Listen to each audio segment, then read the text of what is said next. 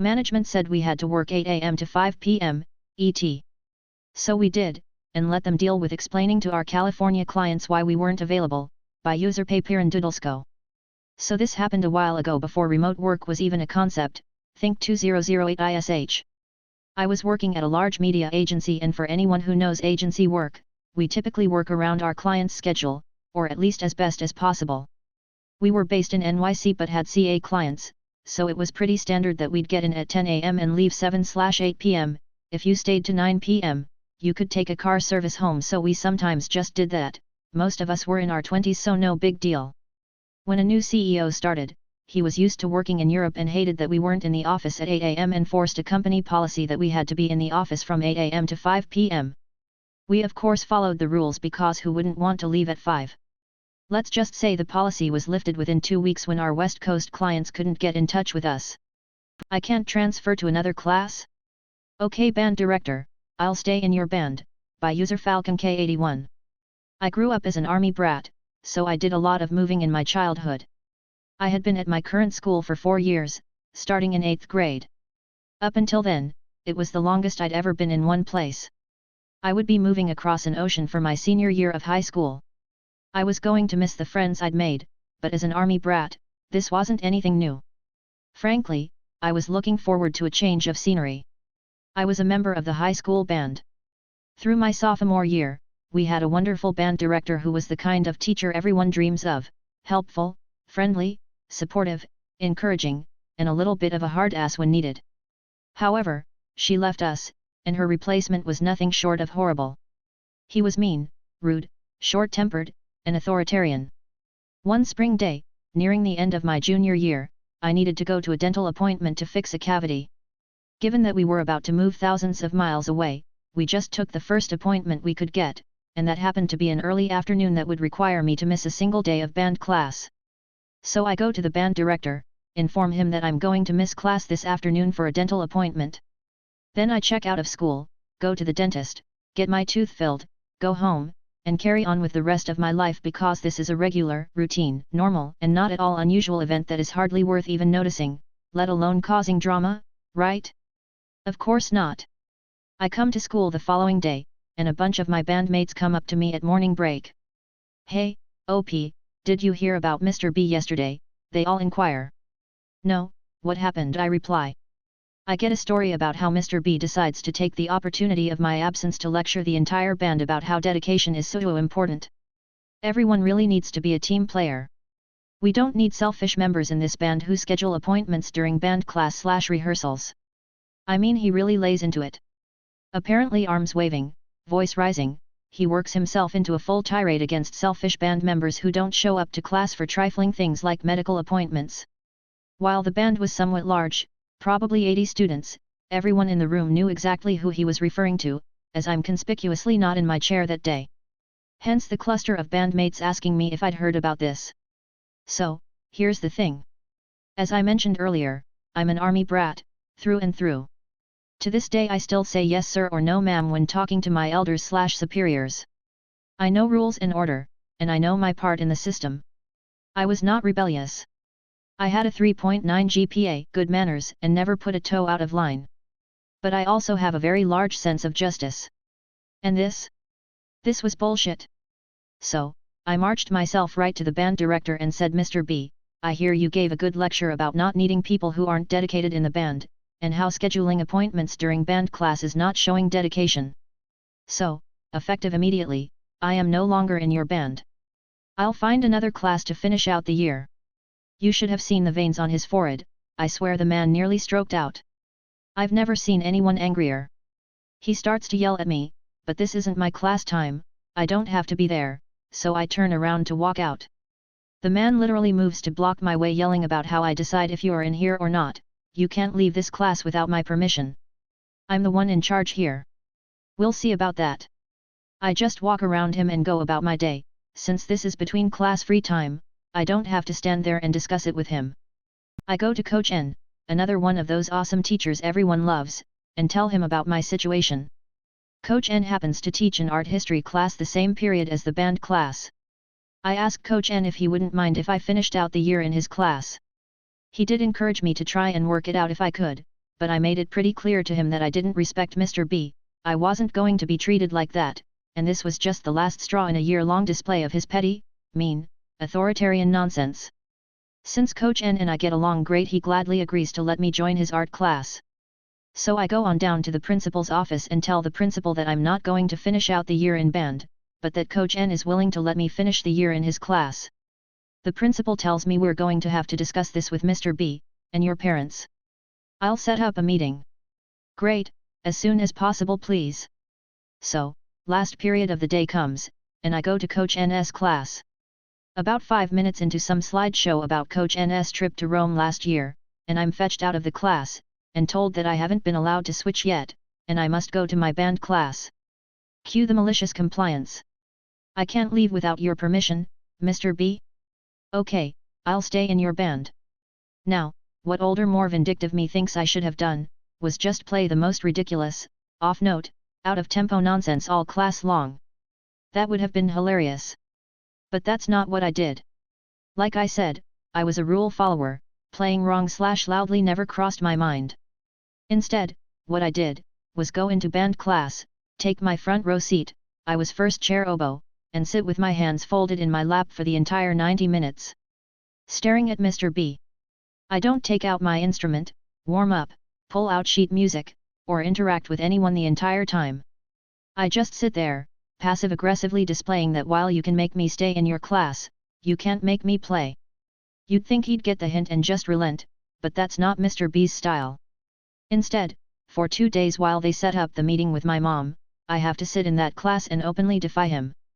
But he's got a plan, he's gonna threaten my grades and try to coerce my mom to make me support him. Thankfully I've prepped mom, and she's no fan of Mr. B, so that is gonna go nowhere. So we finally go to the meeting, and when both sides have had their say, Mr. B smugly says if I don't let you out of my class, you have to stay. You'll get a failing grade. The principal takes his side and also tried to cajole me into staying, trying to lean on the threat to my grades. Ops mom, OP has such great grades, you wouldn't want those ruined, now would you? Mom, like a boss, basically says I think OP is right. He doesn't want to stay in the class. Let's just find an alternative. Then I said to the principal, you can make me stay if that's what you want to do. Then I turned to Mr. B, and said I have a 3.9 GPA, I think I can afford one bad grade for 1 quarter in an art credit. I don't think that's gonna ruin my future. So, again, you can make me stay, and you can give me a bad grade, but you can't make me play. Every day, in front of every member of that band, I will openly defy you. Do you really want that for the rest of the school year? I still remember the look of defeat on his face. It was glorious. Coach N's class for the rest of the year was great fun.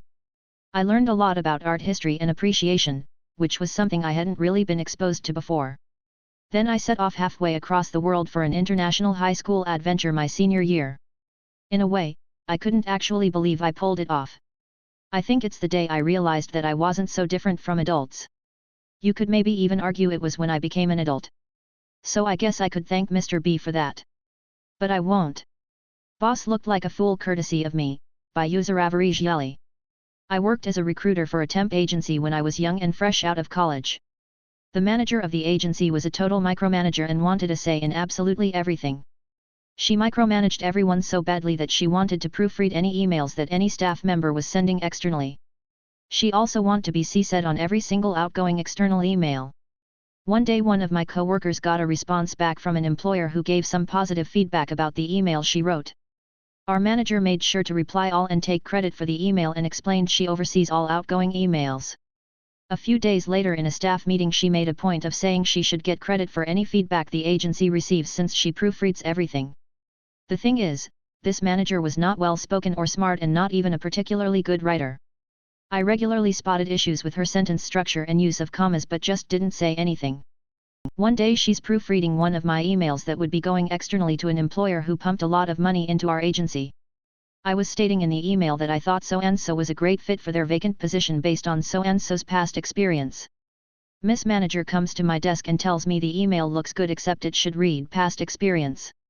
I told her that was incorrect and she told me I was wrong and she knows the difference between the two words.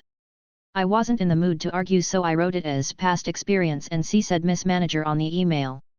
The employer writes me back and says as an employer who hires people to work on printed literature they wanted to correct me and let me know it's actually past experience.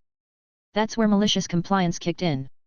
I hit reply all and thanked them for the feedback and explained my manager values all feedback, and since she proofreads all outgoing emails, she was the one who insisted on writing past experience. The next day she announced she no longer wanted to proofread outgoing external emails and didn't want to be CC'd on them any further. Malicious compliance put that witch in her place. Skirt to the Company Barbecue, by user Octaruni. This happened back in the early 90s. My husband was working for a company that had a male employee showing up for work regularly with obscenely short and tight shorts that barely covered the law, so a memo went out informing employees of a new dress code: no shorts for men allowed. Casual pants, skirts, dresses only. The day of the annual afternoon summer barbecue, held on Hot Top out in the parking lot, was around 90 degrees Fahrenheit. The man enjoys his comfort on a hot day and has a fine sense of humor, so he cued malicious compliance and wore my below-the-knee wrap skirt to work. His manager saw him in the morning and asked if he had anything else to wear with him. The answer, of course, was no. Trying not to laugh, he said, "If you ever effing do this to me again, I'm going to KU."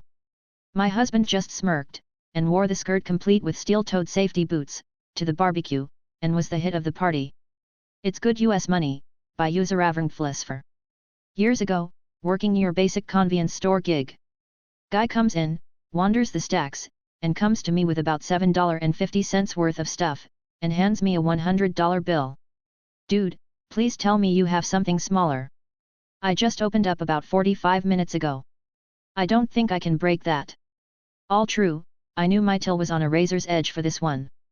I see that look on his face, hear that tone. No, it's all I've got. Those in customer service know that voice, that, "I'm the customer, you're the peasant," tone. Right, okay then. I knew the type, but I try begging off, giving him an out before I turn on my Gen X lack of fucks. Still polite and professional, "Well, I can't make any promises, and I can't check while the sale is on the screen." "Well, you have to take it. It's good US money." "Ah. That isn't how this works. If I ain't got the cash, I have every right to refuse service." "But hey, you set the rules, so, malicious compliance it is. I will make you regret this." Pop the drawer, and the gods smiled upon me. $3.20s, $2.10s, and assorted $5 and $1 bills and coins later, he has his change. "What's this?" "Your change." I wasn't sure I could pull it off, but we got lucky. "Enjoy your afternoon." He's just standing there, unsure how to respond or act. "Is everything okay?" "It's good US money. All sweetness and charm." Never saw anyone go from 1 to completely impotent 100 so fast. He wanted to chew me out, or bitch to my boss, but knew I'd done nothing wrong. I gave him what he demanded, $90 plus change from a $100 bill.